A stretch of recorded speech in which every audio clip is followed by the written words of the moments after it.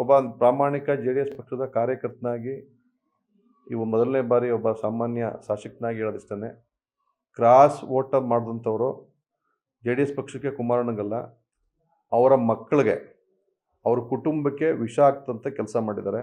ಆದರೂ ಸಹ ವಿಷ ಕೆಲಸ ಮಾಡಿ 2 ಗುಂಡಿಗೆಯಿಂದ ಬಂದು ಆ ಮೀಟಿಂಗಲ್ಲಿ ಭಾಗವಹಿಸಿದರು. ಅದು ಯಾವ ಮನಸ್ಥಿತಿ, ಯಾವ ಮುಖ ಹೊತ್ಕೊಂಡು ಆ ಮೀಟಿಂಗ್ಗೆ ಬಂದಿದ್ರೋ ಗೊತ್ತಿಲ್ಲ.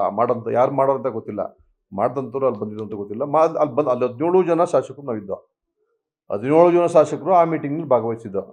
ಅಲ್ಲಿರೋರೆ ಕೊನೆ ಪಕ್ಷ 3 ಜನನಾರ ಕ್ರಾಸ್ ವೋಟ್ ಅಲ್ಲಿ ಮೀಟಿಂಗ್ ಬಂದಿದ್ರು, ಮಾಡಿರಲೇಬೇಕು ಅಂತಾದ್ರೂ ಸಹ ಮೀಟಿಂಗ್ ಬಂದು ಭಾಗವಹಿಸಿದ್ರು. ಅದು ಯಾವ ಮುಖ ಹೊತ್ಕೊಂಡು ಬಂದು ಭಾಗವಹಿಸಿದ್ರು ನನಗಂತೂ ದೇವ್ರಿಗೆ ಗೊತ್ತಿಲ್ಲ. ಅವ್ರಿಗೇನು ಆತ್ಮಸಾಕ್ಷಿ ಇದೆಯೋ, ಅವ್ರ ನಡವಳಿಕೆನೇ ಹಿಂಗೆಯೋ, ಅವ್ರು ಬಂದು ದಾರಿನ ಇದೋ ಗೊತ್ತಿಲ್ಲ. ಅವರು 100ಕ್ಕೆ 4 ಮಕ್ಕಳು ಅವ್ರ ಎತ್ತ ಮಕ್ಕಳಿಗೆ ವಿಷ ಆಗ್ತಂತ ಕೆಲಸ ಮಾಡಿದ್ದಾರೆ. ಆ ವಿಷ ಅವ್ರು ಮಾಡಿದಂಥವ್ರನ್ನ ಉಗ್ರವಾಗಿ ಖಂಡಿಸ್ತೀನಿ. ಖಂಡಿತವಾಗೂ ಎಲ್ಲರೂ ಸಹ ಒತ್ತಾಯ ಮಾಡೋದು, ಸುಮಾರು ಜನ ಶಾಸಕರು ಒತ್ತಾಯ ಮಾಡೋದು, ಇಲ್ಲ ನೀವು ಕ್ರಮ ತಗೊಳ್ಳೇಬೇಕು, ನೀವು ತಗೊಳ್ಳಿಲ್ಲ ಅಂದರೆ ಪ್ರಾಮಾಣಿಕರು ನೋವಾಗುತ್ತೆ, ಇದು ಪುನರಾವರ್ತನೆ ಆಗುತ್ತೆ, ಬೇಡ ಅಣ್ಣ ನೀವು 100ಕ್ಕೆ 100 ಭಾಗ ನಾವು ಇಂಥವ್ರು ಅಂತ ಹೇಳೋದು ಬೇಡ, ನಿಮಗೆ ಸೋರ್ಸ್ ಇದೆ, ನಿಮ್ಗೆ ಆಲ್ರೆಡಿ ಮಾಹಿತಿ ಬಂದು ಇದೆ, ಒಂದು ವೇಳೆ ಬಂದಿಲ್ಲ ಅಂತಂದರೆ ಮಾಹಿತಿ ಪಡೆದು ಸಂಬಂಧಪಟ್ಟವರಿಂದ ಶಿಸ್ತು ಕ್ರಮ ಜರುಗಿಸಿ ಅಂತ ಹೇಳಿದ್ರು.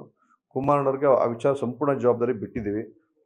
ಸಂಪೂರ್ಣವಾಗಿ ಏನೇನು ಮಾಡ್ಬೋದು, ಇನ್ನು ಯಾವ ರೀತಿ ಮಾಹಿತಿ ಕಲೆಕ್ಟ್ ಮಾಡ್ಬೋದು ದೃಢಪಡಿಸ್ಕೊಂಡು ನೀವು ಏನು ಯಾವುದೇ ರೀತಿ ಶಿಸ್ತು ಕ್ರಮ ಜರುಗಿಸಿದ್ರು ನಾವು ಬದ್ಧವಾಗಿರ್ತೀವಿ ಅಂತ ಹೇಳಿದ್ವಿ.